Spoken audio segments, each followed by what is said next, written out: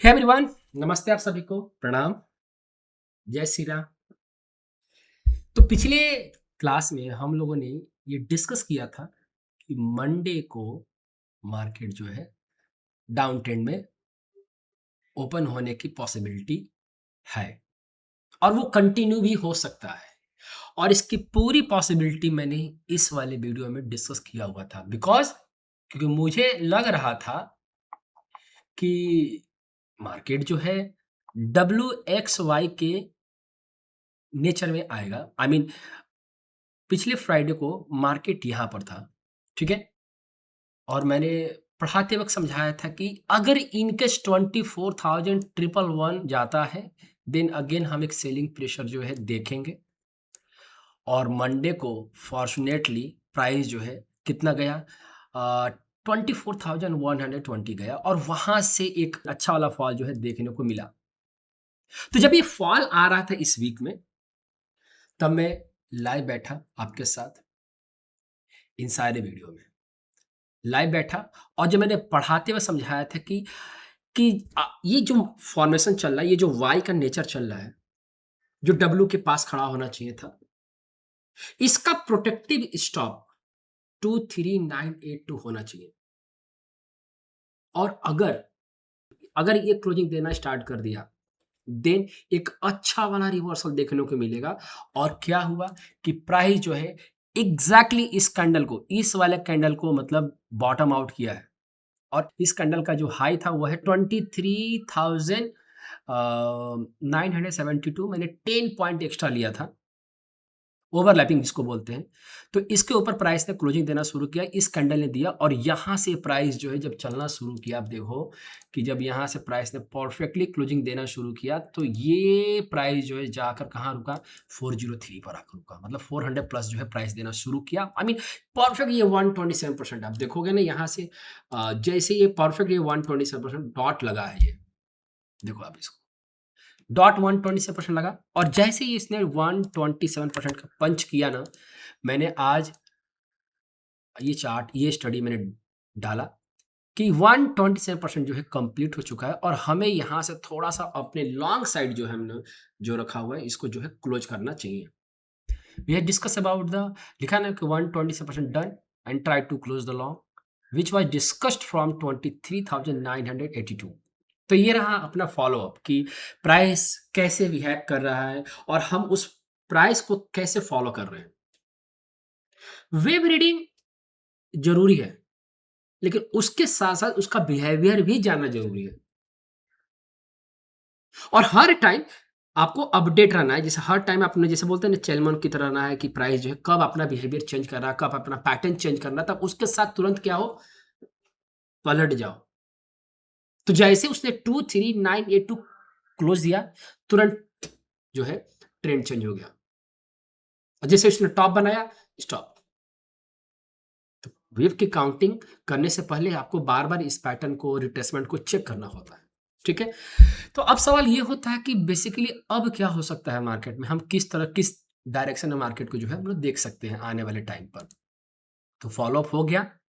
अब देखो कि जैसे कि पिछले हर क्लासेस में हम लोग लाइव मार्केट कह लो या वीडियो की हर वीडियो में आप अगर आप देखोगे तो आप यही पाओगे कि हम लोग आने वाले कई महीनों से जब इसका फॉल आना शुरू हुआ तब से हम लोग डिस्कस करते आ रहे हैं कि ये जो फॉर्मेशन चल रहा है वो इम्पल्सिव नहीं है, करेक्टिव इम्पल्स है, that is called wave C. तो वेव सी का जो मिनिमम डायरेक्शन होता है वो होता है 61.8%, जो मैंने यहाँ मेंशन किया हुआ है 61.8%, ठीक है ना? और यहाँ पे मैंने क्लस्टर भी मेंशन किया हुआ है। तो हो सकता है कि ये जो पॉसिबिलिटी हम लोग देख रहे हैं, अगर मैं इस पूरे टाइम पीरियड को रीड करूँ, मतलब यहाँ से इस टाइम पीरियड को और इस वाले टाइम पीरियड को अगर मैं रीड करता हूँ यहाँ से यहाँ तक का, तो कितना आता है, ये तो आएगा 43। और 43 को अगर मैं हाफ भी करता हूँ तो अपन को जो टाइम मिल रहा है वो आ रहा है 21। तो मिनिमम 21 रखते हैं, तो 21 जो आ रहा है वो 8 जुलाई को आ रहा है। तो अपने पास ना इस वीक में, आई मीन जो अब जो ये वीक रनिंग होने वाला है मंडे से, इस वीक में अगर 8 जुलाई को अगर प्राइस ने ऊपर रहा तो 8 जुलाई को जो है पॉसिबिलिटी है कि 61% या फिर ये क्लस्टर जो है 61% दोनों मैंने मेंशन किया हुआ कि यहाँ पर आके प्राइस जो है एक सी के फॉर्मेशन को कंप्लीट करना चाहिए। तो डेली के टाइम फ्रेम पर wave C is the running, right ना? और इसको हम लोग कई क्लासेस में डिस्कस करते आ रहे हैं। तो ये जो सी का नेचर चल रहा है वो किस फॉर्म में जा रहा है उसको थोड़ा पढ़ो कि ये क्या नेचर बना रहा है। तो जैसा कि आपने देखा होगा कि जैसे हम लोगों ने प्राइस को यहाँ से जब 23982 को चेंज किया तो मैंने पढ़ाया कि अगर ये इनकेस 23982 को क्रॉस किया ना, इस लाइव मार्केट में पढ़ोगे, मेंशन किया हुआ है मैंने इसमें, तो इसको ना ये नया वेव का डेवलपमेंट होगा। ये कोई इम्पल्सिव नेचर यहाँ से स्टार्ट होगी।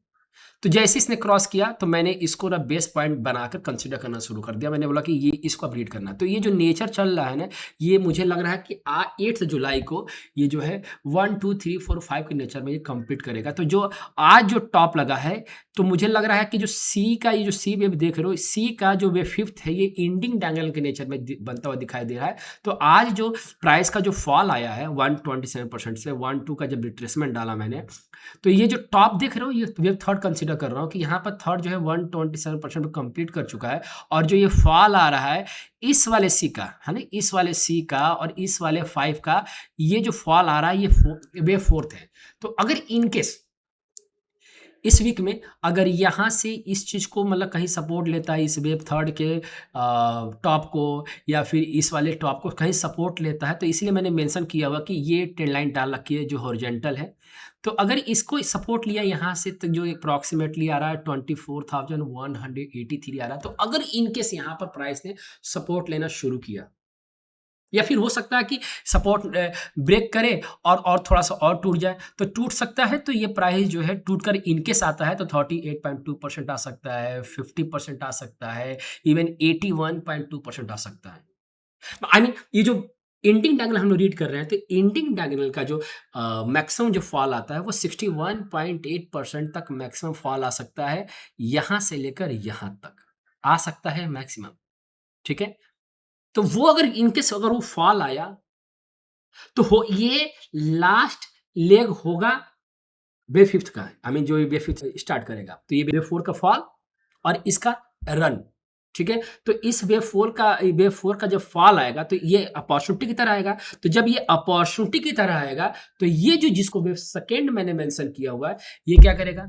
ये सपोर्ट देगा उसको। क्यों सपोर्ट देगा? क्योंकि वेव फोर्थ और वेव सेकंड ये दोनों कभी पैरेलल नहीं होंगे, चाहे वो लीडिंग में हो और चाहे वो एंडिंग में हो, ये कभी पैरेलल ही नहीं हो सकते।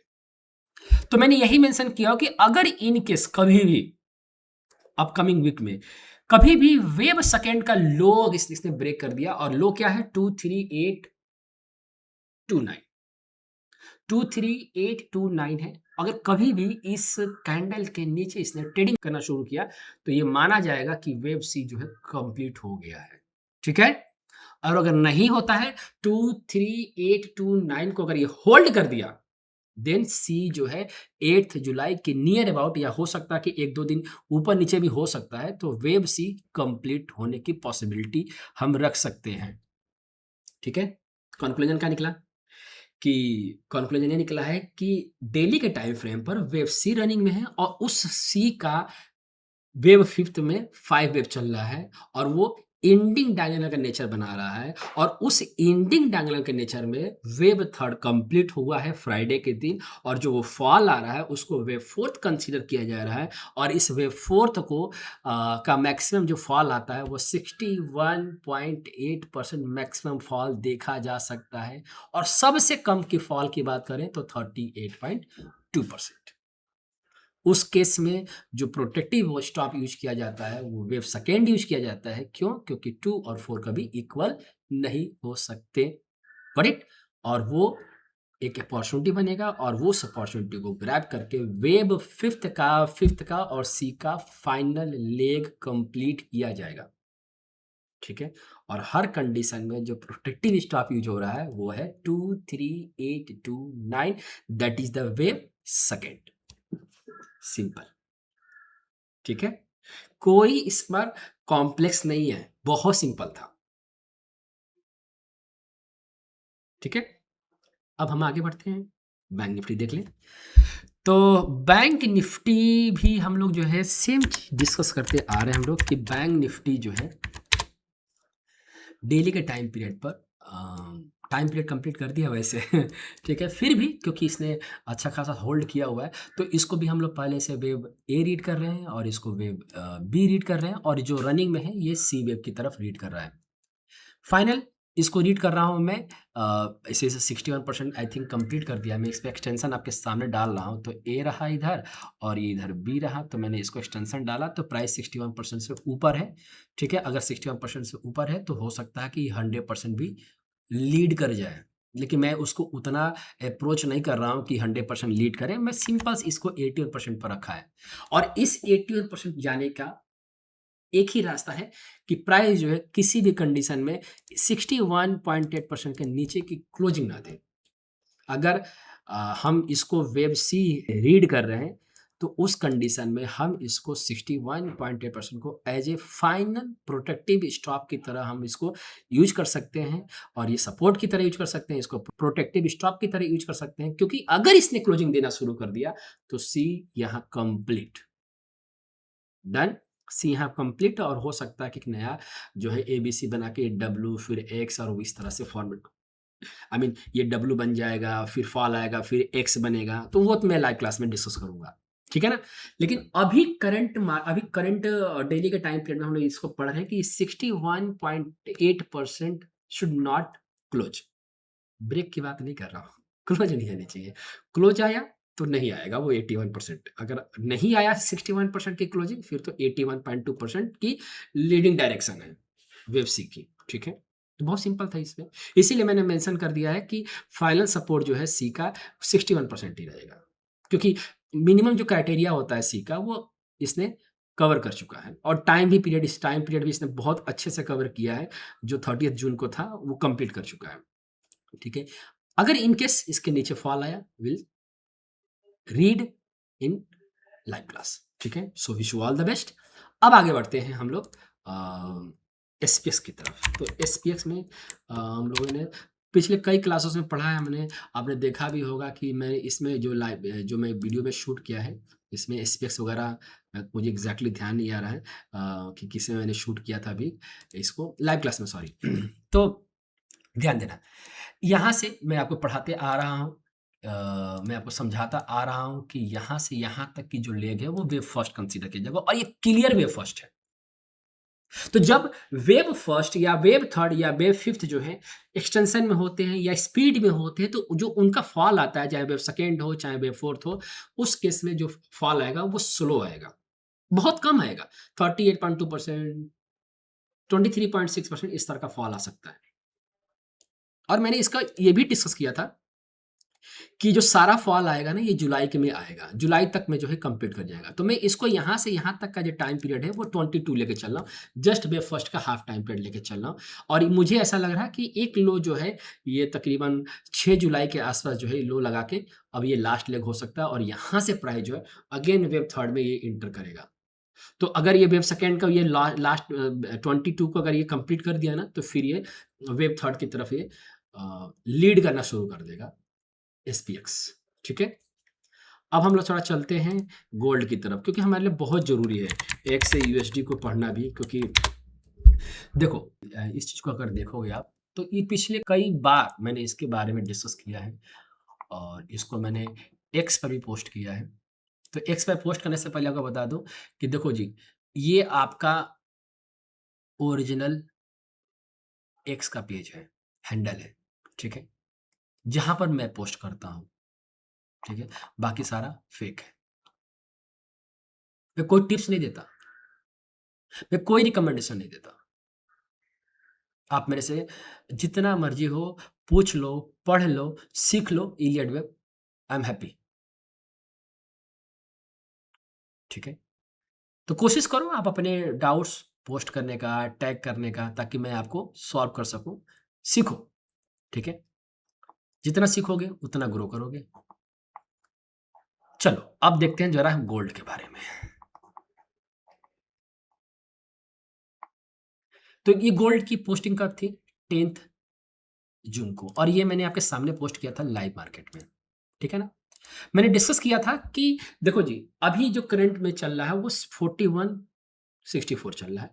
इन फ्यूचर में अगर हम इसका फॉल देखते हैं तो अभी टाइम पूरा है और 3 जुलाई तक मैक्सिमम हम इसको 3907 हम देख सकते हैं, क्योंकि ये यहाँ से जो टॉप देख रहे हो, इस टॉप से यहाँ तक का जो फॉल है, ये bigger bigger means primary time period. Primary time period में ये वेव फोर्थ है। मतलब ये जो टॉप लगा था ये थर्ड है और यहाँ से जो ड्रॉप आया है, जो 3907 का लो लगाना चाहिए, ये वेव फोर्थ है प्राइमरी डिग्री में।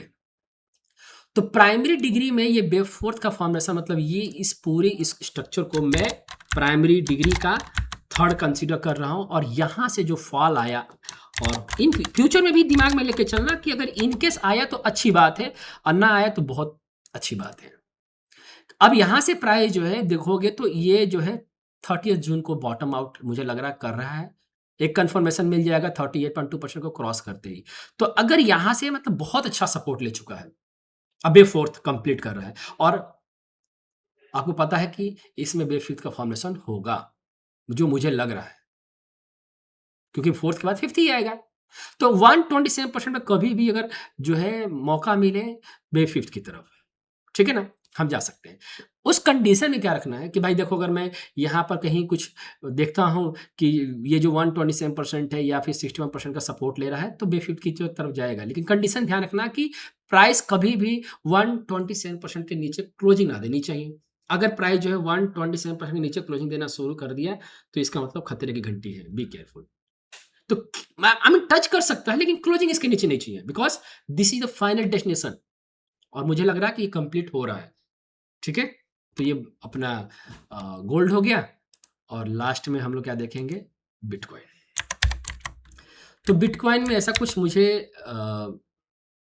एज सच एज मुझे ऐसा कुछ दिख नहीं रहा है, बट आपको थोड़ा समझाने की कोशिश करूंगा कि देखो, वैसे मैंने यहाँ से यहाँ तक एक रिट्रेसमेंट डाला है और किसी भी फॉल का या फिर इम्पल्स का एक डायरेक्शन होता है, एक लेंथ होता है और वो लेंथ होता है 127%।